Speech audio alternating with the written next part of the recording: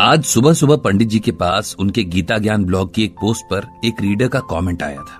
Comment क्या था, एक सवाल ही था। उन्होंने पूछा था कि जब इंसान के आगे दो तरह के कर्मों की चॉइस हो, दोनों ही कर्म सही हो, तब उसे क्या करना चाहिए।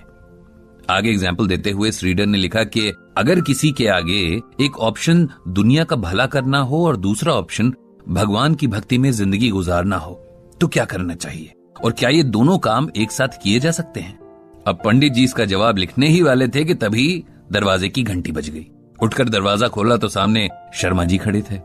शर्मा जी ने उन्हें नमस्कार किया और अंदर आने को कहा। शर्मा जी पंडित जी से कुछ पूजा का सामान लेने आए थे। उन्हें किसी ने पंडित जी के घर से ये सामान लेने भेजा था।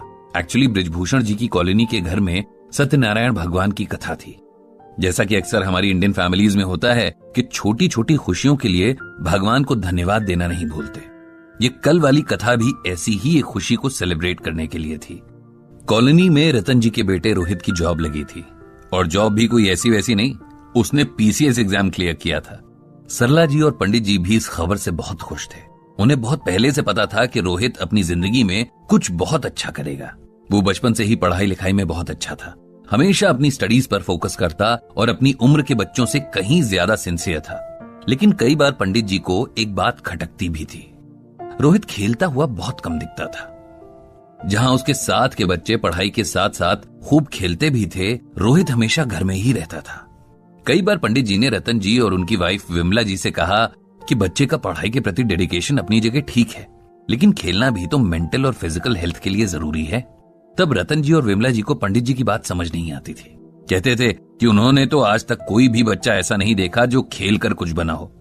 मिडिल क्लास फैमिलीज के बच्चों के पास तो बस पढ़ाई का ही ऑप्शन होता है। जब पंडित जी ये सब सरला जी से डिस्कस करते तो सरला जी कहती कि रतन जी और विमला जी रोहित के पेरेंट्स हैं, उसके बारे में उनसे ज्यादा अच्छा कौन सोच सकता है। पंडित जी ने भी फिर बोलना छोड़ दिया, क्योंकि एक लिमिट के बाद बिन मांगी सलाह देने वालों को लोग अच्छा नहीं मानते हैं। समय बीतने के साथ ही रोहित और भी ज्यादा सीरियस नेचर का होता गया। उसका सारा टाइम या तो स्कूल या कॉलेज में पढ़ाई करते बीतता, या फिर इनके बाद कोचिंग में कंपेटिटिव एग्जाम्स की तैयारी करते हुए। उसकी मेहनत सफल हो गई और वो ऑफिसर बन गया। उसके इस अचीवमेंट से हर कोई बहुत खुश था, खासकर उसके पेरेंट्स की तो खुशी का ठिकाना ही नहीं था। इसी खुशी की वजह से भगवान को धन्यवाद देने के लिए रतन जी ने कथा करवाई थी। कथा से पहले कॉलोनी की सभी लेडीज कीर्तन के लिए इनवाइटेड थी। सरला जी तो इस तरह के प्रोग्राम्स की जान हुआ करती थी, क्योंकि एक तो उन्हें बहुत सारे कीर्तन भजन याद थे, दूसरा उनका गला बहुत मीठा था। जब भी गाती थीं, मन करता था बस उन्हें सुनते जाएं। पंडित जी तो उनसे हर दिन एक न एक गीत या भजन की फरमाइश कर ही देते थे। कीर्तन के बाद कथा हुई और कथा के बाद सबके लिए डिनर का अरेंजमेंट था। सब लोग रोहित से मिल रहे थे, उसे कंग्रेचुलेशंस दे रहे थे, लेकिन कहीं न कहीं पंडित जी को एक बात खटक रही थी। रोहित के चेहरे से वो खुशी गायब थी जो इतनी बड़ी अचीवमेंट के बाद किसी के चेहरे पर होनी चाहिए।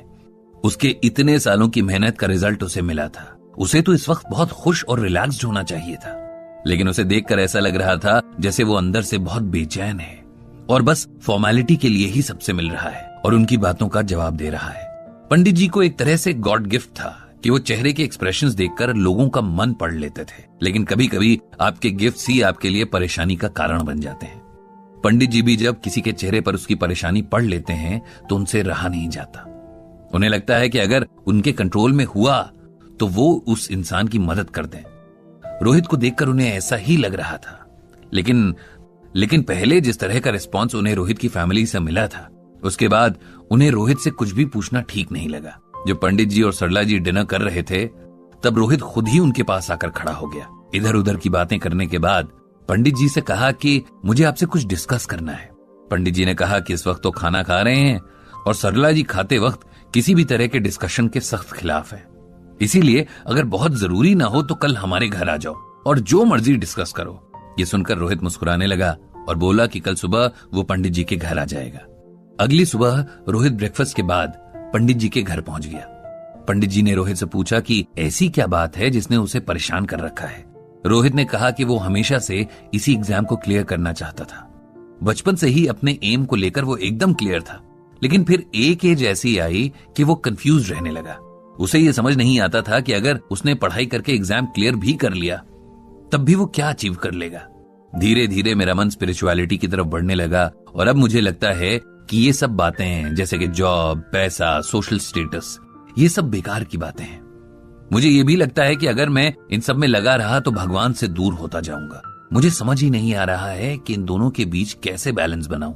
कभी कभी मन करता है कि सब कुछ छोड़कर किसी ऐसी जगह चला जाऊं जहां सिर्फ भगवान का ध्यान कर सकूं, लेकिन फिर अपने पेरेंट्स और सोसाइटी के प्रति अपनी ड्यूटी का भी ध्यान आता है और मैं और भी कंफ्यूज हो जाता हूं। रोहित की बात सुनकर पंडित जी को सुबह अपने ब्लॉग पर पढ़ा हुआ अपने रीडर का कमेंट याद आ गया। वो भी तो लगभग ऐसा ही सवाल पूछ रहा था। पंडित जी ने रोहित से कहा कि उसका सवाल अपनी जगह सही है और स्पिरिचुअलिटी की तरफ बढ़ने वाला लगभग हर इंसान इस सवाल के जाल में एक बार तो जरूर फंसता है। ऐसा ही सवाल अर्जुन ने भी भगवान श्री कृष्ण से किया था, जिसके जवाब में भगवान ने उसे ये कहा था, तस्मात् सर्वेषु कालेषु मामनुस्मर युद्ध च मयि अर्पित मनोबुद्धिर मामे वैश्यस् संशयम्। इसका मतलब यह है कि भगवान कहते हैं, हे अर्जुन, तुम हर समय मेरा ध्यान करते हुए अपने कर्मों को भी करते रहो और युद्ध भी करो। इस समय युद्ध करना तुम्हारा सबसे पहला और बड़ा कर्तव्य है। अपने मन और बुद्धि को मुझ में लगाकर मेरी शरण में आ जाओ। ऐसा करने से तुम मुझे पालोगे। गीता का यह संदेश हमें बताता है कि भगवान की याद करते हुए हमें टाइम को लेकर कंफ्यूज नहीं रहना चाहिए। भगवान को तो सदा याद करते रहना ही चाहिए। इसे सिंपल वर्ड्स में ऐसे समझना चाहिए कि भगवान कभी भी हमें अपना कर्म करने से नहीं रोकते। कभी भी ये नहीं कहते कि सब छोड़कर बस मेरे बारे में सोचो। उल्टा भगवान तो कहते हैं कि अपना कर्म कभी मत छोड़ो। आपने बहुत मेहनत करके ये पोजीशन पाई है। अब आपकी ड्यूटी है कि आप सोसाइटी की सेवा करें। रही बात भगवान के ध्यान की, तो वो तो काम के साथ भी हो सकता है। बल्कि भगवान तो उन लोगों को ज्यादा प्रिय मानते हैं जो समाज में रहते हुए यहाँ की सारी जिम्मेदारियों को निभाते हुए भी उन्हें नहीं भूलते हैं। ऐसे लोगों को भगवान कर्म योगी यानी कि हमेशा अपने और सही कर्मों में लगे रहने वाले कहते हैं। पंडित जी ने रोहित से कहा कि वो गीता पढ़े। इसमें भगवान ने कर्मयोग के बारे में बहुत कुछ कहा है, उसे समझे, इससे उसके सारे कंफ्यूजन दूर हो जाएंगे। पंडित जी की बात सुनकर रोहित थोड़ा रिलैक्स्ड हुआ और गीता पढ़ने का वायदा करके चला गया। पंडित जी ने भगवान श्री कृष्ण से रोहित और सभी लोगों को कर्म की तरफ भेजने की प्रार्थना की।